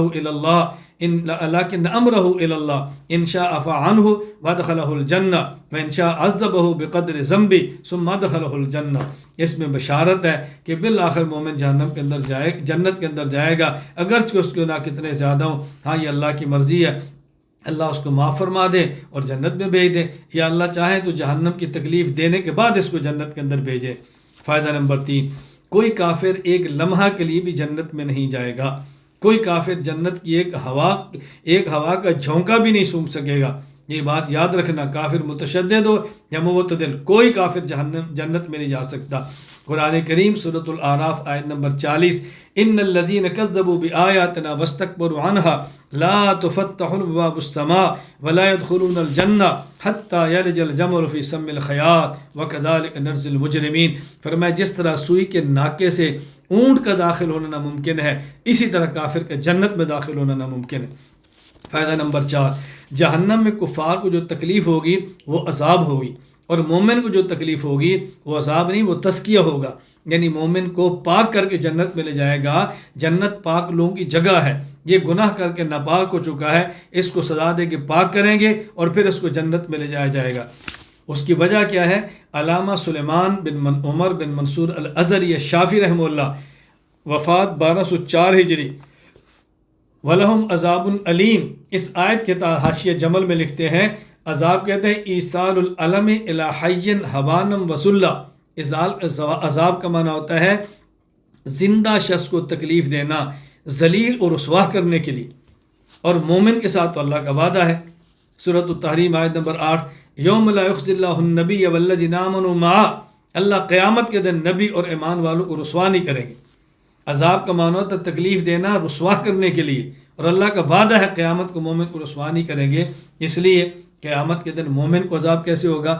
تو کافر کو تکلیف ہوگی، جہنم میں بھیجیں گے عذاب کے لیے، اور مومن کو بھیجا جائے گا رسوا کرنے کے لیے نہیں، بلکہ اس کو پاک کرنے کے لیے۔ حکیم الامت مجدد الملت مولانا اشرف علی تھانوی رحمہ اللہ، وفات 1362 ہجری، بیان القرآن میں لکھتے ہیں وَيَخْلُدْ فِيهِ مُحَانَہ کے تحت فرمایا مومن عاصی کے لیے تزاید اور خلود نہ ہوگا، وہ تزکیہ اور تطہیر اور تزکیہ کے لیے مواقب ہوگا، نہ کہ اہانت کے لیے۔ شیخ الاسلام مولانا محمد شبیر عثمانی رحمہ اللہ، وفات 1369 ہجری، سورۃ البقرہ کی آیت وَلِلْكَافِرِينَ عَذَابٌ مُہِین کے تحت لکھتے ہیں، اس سے معلوم ہوتا ہے کہ ہر عذاب ذلت کے لیے نہیں ہوتا، بلکہ مسلمانوں کو جو ان کے معاصی پر عذاب ہوگا گناہوں سے پاک کرنے کے لیے ہوگا، نہ بغرض تذلیل۔ البتہ کافروں کو بغرض تذلیل عذاب دیا جائے گا۔ مفتی محمد شفیع عثمانی رحمہ اللہ، وفات 1396 ہجری، سورہ سبا کی آیت وَحَلْ نُجَازِي إِلَّا الْكُفُورَ کے تحت معرف القرآن میں لکھتے ہیں سزا بطور سزا تو صرف کافر کو دی جاتی ہے، اور مومن گناہ گار کو جو تکلیف آگ وغیرہ کی دی جاتی ہے وہ صرف صورت سزا کی ہوتی ہے، در حقیقت اس کو گناہوں سے پاک کرنا مقصود ہوتا ہے۔ جیسے سونے کو بھٹی میں ڈال کر تپانے سے اس کا میل دور کرنا مقصود ہوتا ہے، اسی طرح مومن کو اگر کسی گناہ کی پاداش میں جہنم میں ڈالا گیا تو اس لیے کہ اس کے بدن کے وہ اجزاء جل جائیں جو حرام سے پیدا ہوئے، اور جب یہ ہو چکتا ہے تو وہ جنت میں جانے کے قابل ہو جاتا ہے، اس وقت جہنم سے نکال کر جنت میں داخل کر دیا جاتا ہے۔ یہاں ایک اشکال سمجھ، اشکال یہ ہے کہ بعض اکابر کی تحریر سے معلوم ہوتا ہے کہ فاسق مومن کو بھی جہنم میں رسوا کرنے کے لیے ڈالا جائے گا۔ حضرت شیخ الاسلام مولانا شبیر احمد عثمانی رحمہ اللہ تفسیر عثمانی میں ربنا انک من تدخل النار فقط اخزیت کے تعلق لکھتے ہیں جو شخص جتنی دیر دوزخ میں رہے گا اسی قدر رسوائی سمجھو۔ اس قاعدہ سے داسمی رسوائی صرف کفار کے لیے ہے۔ جن آیات میں عامہ مومنین سے خزیون کی نفی کی گئی ہے وہاں یہی معنی سمجھے جائیں۔ دوسرا اشکال، قرآن کی بعض آیتوں سے معلوم ہوتا ہے رسوائی ہوگی اور بعضوں سے معلوم ہوتا ہے کہ رسوائی نہیں ہوگی۔ دیکھو سورہ آل عمران آیت نمبر 192، ربنا انک من تدخل النار فقد اخزیتا، اللہ جس کو تو نے جہنم میں داخل کیا تو نے رسوا کیا، تو جو مومن جہنم میں گیا رسوا تو ہوا۔ اور قرآن کریم کی دوسری آیت سورہ تحریم آیت نمبر 8، یوم لا یخزی اللہ النبی والذین آمنوا معہ، اللہ قیامت کے دن ایمان والوں کو اور نبی کو رسوا نہیں کریں گے۔ بظاہر دونوں آیتوں میں تعارض ہے، جواب ذہن نشین فرما لیں۔ اس کا مطلب یہ ہے کہ حقیقتاً رسوائی تو ہوگی کفار کے لیے اور مومن کو رسوائی نہیں ہوگی، بلکہ وہ رسوائی کی صورت ہوگی۔ جس طرح مفتی شفیع صاحب نے معارف القرآن میں لکھا ہے، مومن گناہ گار کو جو تکلیف آگ وغیرہ کی دی جاتی ہے وہ صرف صورت سزا کی ہوتی ہے، در حقیقت اس کو گناہوں سے پاک کرنا مقصود ہوتا ہے۔ جس طرح آپ کا بیٹا ہے، اگر وہ کوئی غلطی کرے آپ اس کو کھڑا کر دیتے ہیں، آپ اس کو ڈانٹ دیتے ہیں، کبھی مارتے ہیں۔ اب بظاہر دیکھنے والا سمجھتا ہے بچے کو ذلیل کیا جا رہا ہے، حالانکہ باپ کا مقصود ذلیل کرنا نہیں بلکہ باپ کا مقصود تنبیہ کرنا ہے۔ تنبیہ کرنا اور ہوتا ہے، اور لیکن صورت تو ذلیل کی ہے، صورت تو رسوائی کی ہے نا، اسی طرح صورت رسوائی کی ہوگی، حقیقت رسوائی مقصود نہیں ہوگی۔ فائدہ نمبر 5، جہنم کے عذاب۔ جہنم کے عذاب مختلف قسم کے ہوں گے، کبھی کسی قسم کا، کبھی قسم کا۔ نمبر 1، گندک کا لباس۔ سورہ ابراہیم آیت نمبر 49 اور 50، وَتَرَى الْمُجْرِمِينَ يَوْمَئِذٍ مُقَرَّنِينَ فِي الْأَصْفَادِ سَرَابِيلُهُم مِّن قَطِرَانٍ فَتَغْشَىٰ وُجُوهَهُمُ النَّارُ۔ نمبر 2، آگ کا لباس۔ سورۃ الحج آیت نمبر 19، هَٰذَانِ خَصْمَانِ اخْتَصَمُوا فِي رَبِّهِمْ فَالَّذِينَ كَفَرُوا قُطِّعَتْ لَهُمْ ثِيَابٌ مِّن نَّارٍ يُصَبُّ مِّن فَوْقِ رُءُوسِهِمُ الْحَمِيمُ۔ گلے میں توق اور زنجیر کا عذاب۔ سورۃ المومن آیت نمبر 71، اِذِ الْأَغْلَالُ فِي أَعْنَاقِهِمْ والسلاسل یسحبون۔ سورۃ النبأ آیت نمبر 24-25، لا یذوقون فیہا بردا ولا شرابا الا حمیما وغساقا۔ سانپ اور بچھو کا عذاب۔ مسند احمد حدیث نمبر 17643، عبداللہ بن حارث بن جس الزبیدی رضی اللہ عنہ فرماتے ہیں رسول اللہ صلی اللہ علیہ وسلم فرمایا، ان فی النار حیات کامثال اعناق البخت تلسع احداہن اللسعۃ فیجد حموۃ 40 خریفا۔ اللہ اکبر۔ جہنم میں بچھو سانپ ہے کیسے، جن کی گردنیں اونٹ کی طرح ہیں، ایک مرتبہ ڈسیں گے تو 40 سال تک اس کا درد محسوس ہوگا، 40 سال تک۔ وَإِنَّ فِي النَّارِ عَقَارِبَ كَأَمْثَالِ الْبِغَالِ، اور وہاں بچھو ہیں جو خچر کی طرح ہیں، تلسع إِحْدَاهُنَّ اللسعۃ فَيَجِدُ حَمْوَةَ 40 سنہ، 40 سال تک اس کی درد ہوگی۔ جہنم کے 7 طبقات۔ فائدہ نمبر 5، جہنم کے 7 طبقات ہیں۔ وَإِنَّ جَهَنَّمَ لَمَوْعِدُهُمْ أَجْمَعِينَ لَهَا 7 أَبْوَابٍ لِكُلِّ بَابٍ مِّنْهُمْ جُزْءٌ مَّقْسُومٌ۔ سورۃ الحجر آیت نمبر 43 اور 44۔ وہ اسی طرح حضرت ابو الولید عبد الملک بن عبد العزیز بن جریج المکی رحمہ اللہ، وفات 150 ہجری کا یہ قول ہے۔ حضرت امام ابو جعفر محمد بن جریر بن یزید طبری رحمہ اللہ، وفات 310 ہجری، یہ قول نقل کرتے ہیں ابو الولید عبد الملک بن عبد العزیز بن جریج المکی رحمہ اللہ، وفات 150 ہجری کا۔ تفسیر جامع البیان، لہا 7 ابواب کے تحت فرمایا، لہا 7 ابواب، اولها جہنم ثم لظا ثم الحطمہ ثم السعیر ثم سقر ثم الجحیم ثم الحاویہ۔ یہ 7 جہنم کے طبقات ہیں جن کا تذکرہ قرآن کریم کے اندر ہے۔ سورہ آل عمران آیت نمبر 12، کل الذین کفروا استغلبون وتحشرون الی جہنم، جہنم کا تذکرہ۔ سورۃ النساء آیت نمبر 10، ان الذین یاکلون اموال الیتامی ظلما انما یاکلون فی بطونہم نارا وسیصلون سعیرا، سعیر کا تذکرہ۔ سورۃ المعارج آیت نمبر 15-16، کلا انہا لظا، لظا کا تذکرہ۔ سورۃ المدثر آیت نمبر 42، ما سلککم فی سقر، سقر کا تذکرہ۔ سورۃ المطففین آیت نمبر 16، ثم انہم لصال الجحیم، جحیم کا تذکرہ۔ سورۃ القارعہ آیت نمبر 8 سے لے کر 11، وما اما من خفت موازینہ امہ حاویہ وما ادراک ما ہی نار حامیہ، حاویہ کا تذکرہ۔ سورۃ الحمزہ آیت نمبر 4-7، کلا لینبذن فی الحطمہ وما ادراک ما الحطمہ نار اللہ الموقدہ، حطمہ کا تذکرہ۔ فائدہ نمبر 7، سب سے آخری طبقہ منافقین کے لیے ہوگا، جہنم کا آخری طبقہ وہاں پر منافق ہوں گے، اللہ ہماری حفاظت فرمائے۔ سورۃ النساء آیت نمبر 145، ان المنافقین فی الدرک الاسفل من النار ولن تجد لهم نصیرا۔ یہاں اشکال ہے، ایک اچھی طرح سمجھیں۔ اشکال یہ ہے کہ پیچھے آیا ما سلککم فی سقر قالوا لم نک من المصلین ولم نک نطعم المسکین۔ کفار سے پوچھا جائے گا تم جہنم میں کیوں گئے ہو؟ وہ کہیں گے ہم نماز نہیں پڑھتے تھے، مساکین کو کھانا نہیں کھلاتے تھے۔ نماز پڑھنا اور کھانا مسکین کو کھلانا یہ فروع ہے، احکام ہیں، ان کا کافر مکلف ہی نہیں، تو ان کے ادا نہ کرنے پر کافر کو عذاب کیسے ہوگا؟ جواب ذہن نشین فرمائے۔ حکیم الامت مولانا اشرف علی تھانوی رحمہ اللہ، وفات 1362 ہجری، تفسیر البیان قرآن میں بہت پیارا جواب دیتے ہیں۔ حضرت فرماتے ہیں اس کا یہ مطلب نہیں کہ کفار فروع کے مکلف ہیں، اس کا معنی یہ نہیں ہے کہ کفار فروع احکام کے مکلف ہیں۔ سقر میں دو چیزیں ہوں گی، ایک ہے عذاب اور ایک ہے زیادتی عذاب، ایک ہے خود عذاب اور ایک ہے عذاب کا بڑھنا۔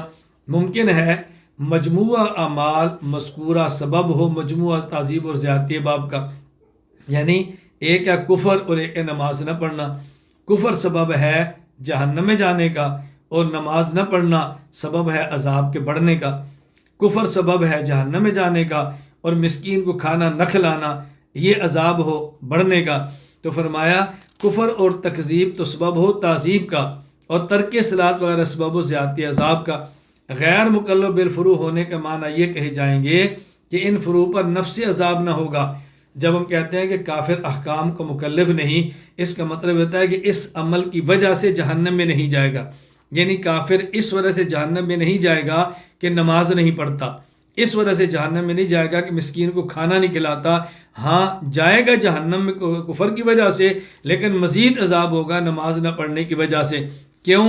حضرت فرماتے ہیں اور غیر مکلف بالفروع ہونے کا معنی یہ کہے جائیں گے کہ ان فروع پر نفس تعذیب نہ ہوگی، اور زیادتی تعذیب اس لیے ہو کہ ضمن اصول میں تو آخر ان فروع کے بھی مکلف ہیں، بس تکلیف ضمنی سبب ہو جاوے زیادت کا۔ حضرت فرماتے ہیں کہ جب کافر ایمان کا مکلف ہے تو ایمان کے بعد آنے والے احکام کا بھی مکلف ہے، تو جب ایمان کا مکلف ہے تو ایمان کے ضمن میں احکام کا بھی مکلف ہے۔ اس لیے کفر کر کے اس نے ایمان کو جب چھوڑا ہے تو ایمان کے ضمن میں احکام کو بھی اس نے چھوڑ دیا، تو جہنم میں جائے گا کفر کی وجہ سے جو اصل وجہ ہے، اور عذاب میں اضافہ ہوگا بد عملی کی وجہ سے۔ اللہ اکبر۔ فائدہ نمبر 8، جنت اور جہنم کو اللہ تعالیٰ نے پیدا فرما دیا اور یہ اب بھی موجود ہے۔ سورہ آل عمران آیت نمبر 133، وَسَارِعُوا إِلَىٰ مَغْفِرَةٍ مِّن رَبِّكُمْ وَجَنَّةٍ عَرْضُهَا السَّمَاوَاتُ وَالْأَرْضُ أُعِدَّتْ لِلْمُتَّقِينَ، ان کو پیدا کیا جا چکا ہے۔ جنت کی طرف جلدی کرو، مغفرت کی طرف جلدی کرو۔ اشکال یہ ہے اس آیت سے معلوم ہوا کہ جنت کی طرف جلدی کرنی چاہیے، جبکہ اللہ تعالیٰ کے پیغمبر صلی اللہ علیہ وسلم نے منع فرمایا جلدی کرنے سے۔ حدیث پاک ہے سنن ترمذی حدیث نمبر 2012، رسول اللہ صلی اللہ علیہ وسلم نے فرمایا الانات من اللہ والعجلۃ من الشیطان، بردباری اللہ کی طرف سے ہے، جلد بازی شیطان کی طرف سے ہے۔ منع کیا یا حکم دیا جا رہا ہے؟ جواب سمجھیں، ایک لفظ سرعت، ایک لفظ عجلت۔ حدیث آیت میں سارعو کا لفظ ہے، عجلو کا لفظ نہیں ہے۔ ایک ہے جلدی کرنا، ایک ہے جلد بازی کرنا۔ جلدی کرنا ٹھیک ہے، جلد بازی کرنا ٹھیک نہیں ہے۔ سرعت کا معنی ہوتا ہے جلدی کرنا، عجلت کا معنی ہے جلد بازی کرنا۔ دونوں میں فرق کیا ہے کہ جس کو جلدی کرنا چاہیے وہاں جلدی کریں، یہ سرعت ہے، اور جہاں جلدی نہیں کرنی چاہیے وہاں جلدی کریں، یہ اجرت ہے، جس کو میں جلد بازی کہہ رہا ہوں۔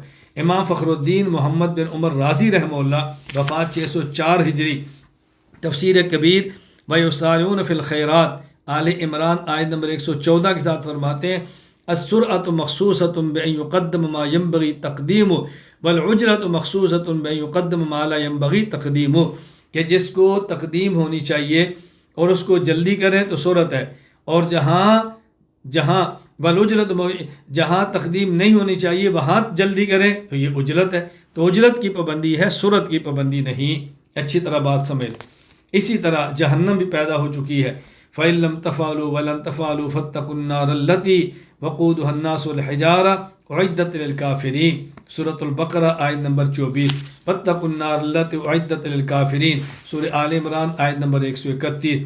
صحیح بخاری حدیث نمبر 3260، رسول اللہ صلی اللہ علیہ وسلم کے ارشاد موجود ہے، آپ نے فرمایا اشتقت النار الى ربها فقال رب اکل بعضی بعضا فاذن لها بنفسین نفس فی الشتاء ونفس فی الصیف فاشد ما تجدون من الحر واشد ما تجدون من الزمہریر۔ جہنم نے شکوہ کیا کہ اللہ اتنی آگ ہے کہ میرا بعض حصہ بعض کو کھا رہا ہے، اللہ نے اجازت دی تم تو سانس لے لو۔ فرمایا جو سردی ہے یہ جہنم کا ایک سانس ہے، جو گرمی کا موسم ہے یہ جہنم کا دوسرا سانس ہے۔ اللہ اکبر، نبی کریم صلی اللہ علیہ وسلم نے ارشاد فرمایا۔ اسی طرح حدیث مسلم میں حدیث نمبر 2844 ہے، وہاں ایک عجیب حدیث ہے، رسول اللہ صلی اللہ علیہ وسلم کے ساتھ بیٹھے تھے، ابو ہریرہ فرماتے ہیں ہم بیٹھے تھے، اس سمے وجبتاً اچانک ایک آواز آئی بڑی زوردار، نبی پاک صلی اللہ علیہ وسلم فرمانے لگے تدرون ما ھذا، جانتے ہو آواز کس چیز کی ہے؟ ہم نے کہا اللہ و رسول عالم، اللہ کا رسول ہی جانتے ہیں۔ فرمایا ھذا حجر رمی بہ فی النار منذ 70 خریفا، 70 سال پہلے یہ پتھر جہنم میں پھینکا گیا تھا، فہو یہوی فی النار الآن، اور آج یہ جہنم کے گڑھے میں پہنچا ہے، حتی انتہا الی قارہا، مسلسل گرتا رہا، آج یہ گڑھے تک پہنچا ہے۔ اللہ اکبر، تو جہنم پیدا کی جا چکی ہے۔ نمبر 9، جنت اور جہنم پیدا ہیں، اب جنت اور جہنم فنا نہیں ہوں گی، یہ ہمیشہ رہیں گی۔ سورۃ النساء آیت نمبر 13، وَمَن يُطِعِ اللَّهَ وَرَسُولَهُ يُدْخِلْهُ جَنَّاتٍ تَجْرِي مِن تَحْتِهَا الْأَنْهَارُ خَالِدِينَ فِيهَا۔ سورۃ البینہ آیت نمبر 8، جزاؤہم عند ربہم جنات عدن تجری من تحتہا الانہار خالدین فیہا ابدا، ہمیشہ رہیں گے۔ اسی طرح صحیح مسلم حدیث نمبر 2849، حضرت ابو سعید خدری رضی اللہ تعالیٰ عنہ فرماتے ہیں رسول اللہ صلی اللہ علیہ وسلم نے فرمایا قیامت کے دن موت کو دمبے کی شکل میں لایا جائے گا اور اس کو جنت اور جہنم کے درمیان کھڑا کیا جائے گا۔ پھر فرمایا اہل جنت کو اللہ فرمائیں گے یا اہل الجنہ هل تعرفون ھذا، جانتی ہو کیا ہے؟ اللہ اکبر، فیشرئبون وینظرون ویقول نعم، ہاں اللہ یہ تو موت ہے۔ فرمایا یا اہل النار، جانتی ہو کیا ہے؟ وہ دیکھیں کہ یا اللہ یہ تو موت ہے۔ پھر حکم دیا جائے گا ذبح کرو، پھر کہا جائے گا یا اہل الجنہ خلود فلا موت و یا اہل النار خلود فلا موت، اہل جنت اب ہمیشہ ہے، موت ختم، جہنمی اب ہمیشہ جہنم میں، موت ختم ہے۔ پھر اللہ کے نبی صلی اللہ علیہ وسلم نے آگے آیت پڑھی وَانذِرْهُمْ يَوْمَ الْحَسْرَةِ إِذْ قُضِيَ الْأَمْرُ وَهُمْ فِي غَفْلَةٍ لَا يُؤْمِنُونَ وَأَشَارَ بِهِ إِلَى الدُّنْيَا۔ مطلب یہ ہے کہ جنت ہمیشہ رہے گی اور جہنم بھی ہمیشہ رہے گی۔ سورۃ المائدہ آیت نمبر 37، یریدون یخرج من النار وما هم بخارجین منها ولہم عذاب مقیم۔ سوال یہ ہے کہ آپ نے کہا جنت اور جہنم پیدا ہو چکی ہیں، کبھی فنا نہیں ہوگی، جبکہ قرآن کریم کی آیات سے معلوم ہوتا ہے اللہ کی ذات کے علاوہ ہر چیز فنا ہوگی۔ آیت نمبر 1 سورۃ الرحمن آیت نمبر 26، کل من علیہا فان ویبقى وجہ ربک ذو الجلال والاکرام۔ سورۃ القصص آیت نمبر 88، کل شیء ہالک الا وجہ لہ الحکم والیہ ترجعون۔ جواب، حکیم الامت مولانا اشرف علی تھانوی رحمہ اللہ وفات 1362 ہجری، تفسیر بیان قرآن میں اس کا جواب دیا، بہت علمی جواب ہے، میں سمجھانے کی کوشش کرتا ہوں، اللہ کرے سمجھ آئے۔ حضرت فرماتے ہیں پس تریان عدم دلیل ہے عدم قدم کی، یعنی چونکہ ہمیشہ نہیں رہنا، یہ اس بات کی یعنی عدم کا طاری ہو جانا کسی بھی چیز پر، ہر چیز کے اوپر ہلاک ہونا ہے، عدم ہونا ہے، اس کا معنی ہے کہ چیز قدیم نہیں ہے۔ آگے، اور عدم قدم دلیل ہے عدم وجود کی، تو جو چیز ہمیشہ سے نہ ہو اس کا معنی ہے کہ کبھی موجود نہیں ہوتی، قدیم نہ ہونا دلیل ہے موجود نہ ہونے کی۔ اور استحقاق عبادت کے لیے وجود شرط ہے، مستحق عبادت وہ ہوگا کہ جو موجود ہو، تو جو موجود ہی نہیں ہے اس کی عبادت نہیں ہے، اور شرط کا فوت مستلزم فوت مشروط کو ہے، بس اس کے سوا کوئی مستحق عبادت نہ ٹھہرا، یہ مضمون توحید کا ہوا۔ جن روایتوں میں جنت دوزخ عرش و کرسی کا فنا نہ ہونا آیا، جیسا کہ در منصور میں اگر وہ سندے سے ثابت ہو جاوے تو بھی صحت دلیل صحت استدلال میں کوئی اشکال نہیں، حالق عام ہو جاوے، حالق الذات حالق الصفات کو، یہ جو قرآن کہتا ہے ہر چیز ہلاک ہوگی یہ عام ہے، ذات ہلاک ہو جائے یا صفت ہلاک ہو جائے، اور صفات سب بدلتی ہے، بالخصوص تقید بالزمان کے، کہ صفت ہر کسی کی بدلتی ہے، میں ابھی بول رہا ہوں کل پھر نہیں بولوں گا، ابھی ہنس رہا ہوں پھر روؤں گا، پھر کھا رہا ہوں پھر پیوں گا، تو صفات تو بدلتی رہتی ہے نا۔ فرماتے ہیں صفات سب بدلتی ہے، بالخصوص تقید بالزمان کے، ایک زمانے میں ایک صفت دوسرے زمانے میں دوسری صفت، اور اس سے بجز منزہ مطلق کے کوئی خالی نہیں، ایک اللہ کی ذات ہے کہ جس کی صفات بدلتی نہیں، بس سب ہلاک ہوئے، یعنی ہر کسی کی صفت ہلاک ہوئی، اور محل حوادث چونکہ حادث ہوتا ہے اس لیے سب حادث ہوئے۔ یعنی جس آدمی کے اوپر ایسی صفت آئے جو حادث ہو وہ خود بھی حادث ہوتا ہے، حدوث دلیل عدم وجوب کی، بس استدلال بھی عام رہا۔ یہ حکیم الامت تھانوی کا جواب ہے، پیچیدہ ہے، میں نے کوشش کی، اللہ کرے آپ کو سمجھ آئے۔ میں اس کا بڑا ایک آسان سا جواب دیتا ہوں۔ فنا کی دو قسمیں ہیں، ایک ہے فنا امکانی، ایک ہے فنا عملی۔ فنا امکانی کا معنی فنا ہو سکنا، فنا عملی کا معنی فنا ہو جانا۔ اللہ تعالیٰ کی ذات میں فنا عملی بھی نہیں، فنا امکانی بھی نہیں، فنا ہوں گے بھی نہیں، فنا ہو سکتے بھی نہیں۔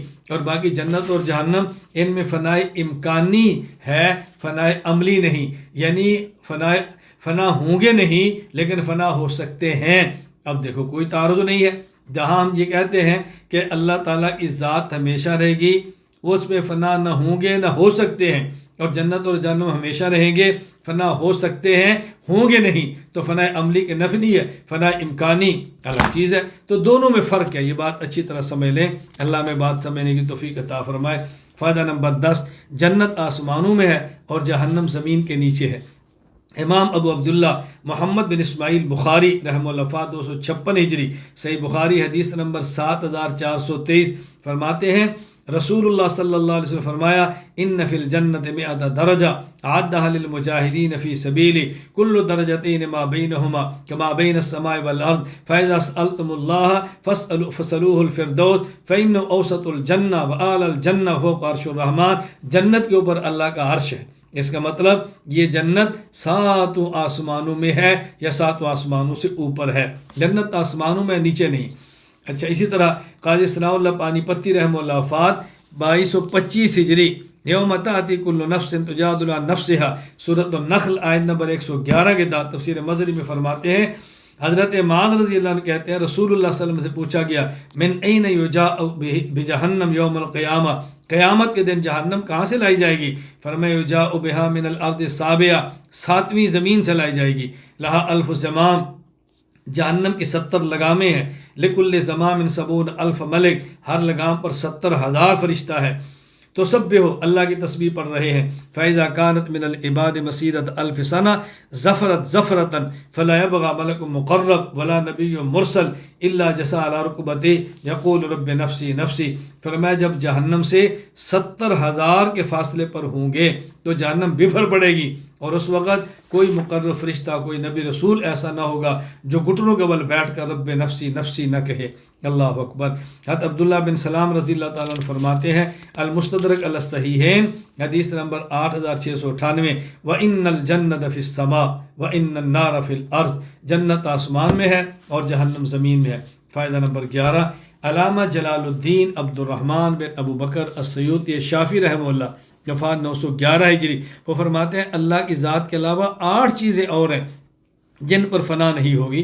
شیخ علامہ محمد امین بن عبداللہ الشافعی رحمہ اللہ وفات 1441 ہجری نے علامہ سیوطی کے حوالے سے تفسیر حدائق الروح والریحان کے اندر کل شنہان اللہ وجہ کے تحت سورۃ القصص آیت نمبر 88 کے تحت یہ اشعار نقل کیے ہیں، ثمانیۃ حکم البقاء عمها من الخلق والباقون فی حیز العدم، 8 چیزیں اور ہیں، ہی العرش والکرسی ونار وجنہ وعجب وارواح وقضاء اللوح والقلم۔ نمبر 1 عرش، نمبر 2 کرسی، نمبر 2 جہنم، نمبر 3 جہنم، نمبر 4 جنت، نمبر 5 عجب، عجب کہتے ہیں ریڑھ کی ہڈی، نمبر 9 روح، نمبر 6 روح، نمبر 7 لوح، اور نمبر 8 قلم۔ یہ 8 چیزیں اور ذکر فرمائیں۔ فائدہ نمبر 12، جو شخص جہنم میں سب سے آخر میں نکلے گا اور جنت میں سب سے آخر میں داخل ہوگا، اللہ اس کو اس دنیا سے 10 گنا بڑی جنت عطا فرمائیں گے۔ صحیح بخاری حدیث نمبر 6571، صحیح مسلم حدیث نمبر 186۔ رسول اللہ صلی اللہ علیہ وسلم فرمایا، میں اس شخص کو جانتا ہوں جو سب سے آخر میں جہنم سے نکلے گا، سب سے آخر میں جنت میں داخل ہوگا۔ ایک شخص ہوگا جو جہنم سے نکلے گا گھٹنوں کے بل، اللہ فرمائیں گے جاؤ جنت میں داخل ہو جاؤ، وہ آئے گا اور وہ سمجھے گا جنت بھری ہوئی ہے، وہ کہے گا اللہ جنت تو بھری ہے، اللہ فرمائیں گے جاؤ جنت میں داخل ہو جاؤ، تو پھر آئے گا اور اس کا خیال ہو کہ جنت تو فل ہے، وہ پھر واپس آئے گا، اللہ جنت تو بھری پڑی ہے، اللہ فرمائیں گے جاؤ جنت میں داخل ہو جاؤ، فَإِنَّ لَكَ مِثْلَ الدُّنْيَا وَعَشْرَةِ أَمْثَالِهَا، او قال ان لگا مثل 10 امثال الدنیا۔ اللہ اکبر۔ فرمایا جاؤ تمہاری جنت اور دنیا جیسی 10 جنتیں 10 دنیا دیتی اللہ تمہیں جنت عطا فرمائیں گے. فیقول تسخر منی او قال تضحک منی کہ اگر اللہ مجھ سے مذاق فرماتے ہیں. وانت الملک فلقد رأیت رسول اللہ صلی اللہ علیہ وسلم ضاحک حتی بدت نواجزہ وکان یقول ذلک ادنا اہل الجنت منزلہ. اللہ کے نبی ایسے مسکرائے کہ آپ کے نواجز نظر آ گئے اور آپ فرمانے لگے سبحان اللہ، یہ وہ شخص ہے جو جنت میں سب سے آخری مرتبے کا ہے، اس کو 10 گنا بڑی جنت ملے گی. تو بتاؤ جو اور جنت ان کی جنت کا عالم کیا ہوگا. اللہ ہمیں بات سمجھنے کی توفیق عطا فرمائے. یہاں بات اچھی طرح سمجھ لیں. میں آخری بات عرض کرتا ہوں، ذہن نشین فرما لیں. ہمارے ہاں بعض لوگ کہتے ہیں کہ دل بڑا رکھو، آپ کے علاوہ اور نے بھی جنت میں جانا ہے، وہ اتنی بڑی جنت ہے، اگر صرف تم نے جانا ہے اتنی بڑی جنت کا خدا نے اچار ڈالنا ہے. الیاذ باللہ الیاذ باللہ الیاذ باللہ. اللہ ہمارے ایمان کی حفاظت فرمائے. کس قدر یہ سنگین اور غلط جملہ ہے. دیکھو جنت یہ صرف رہنے کی جگہ نہیں، عیش کی جگہ ہے. اگر رہنے کی جگہ ہوتی تو ہم کہتے ایک اور آ گیا، 2 اور آگے. وہ تو عیش کی جگہ ہے.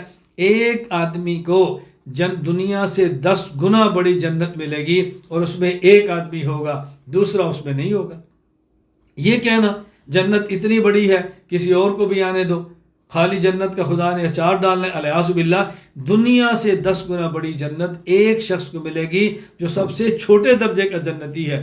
تو کوئی کہہ سکتا ہے اللہ اتنی بڑی جنت ہے، اس نے اچار ڈالنا ہے، 10-15 کافر بھی داخل کر دو. حاشا وکاللہ حاشا وکاللہ. کوئی کافر متشدد ہو یا معتدل اللہ کی قسم جنت کی خوشبو نہیں سونگھ سکتا.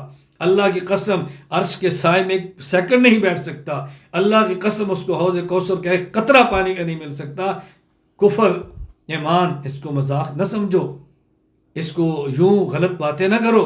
اللہ میں بات سمجھنے کی توفیق عطا فرمائے. جنت میں وہی جائے گا جو مومن ہے، وہ جنت میں نہیں جا سکتا جو مومن نہیں. یہ ہماری تقسیمیں ہیں جو غلط ہیں. یہ متشدد ہے، سخت ہے. کافر ہے، وہ متشدد ہو یا معتدل ہو. اللہ تعالیٰ مجھے اور آپ سب کو اپنے عقائد پڑھنے، پڑھانے، سمجھنے، سمجھانے اور پورے عالم میں پھیلانے کی توفیق عطا فرمائے. سبحان اللہ بحمدی، سبحان اللہ العظیم، سبحانک اللہم وبحمدک، اشہد ان لا الہ الا انت، استغفرک واتوب الیک. السلام علیکم ورحمۃ اللہ وبرکاتہ.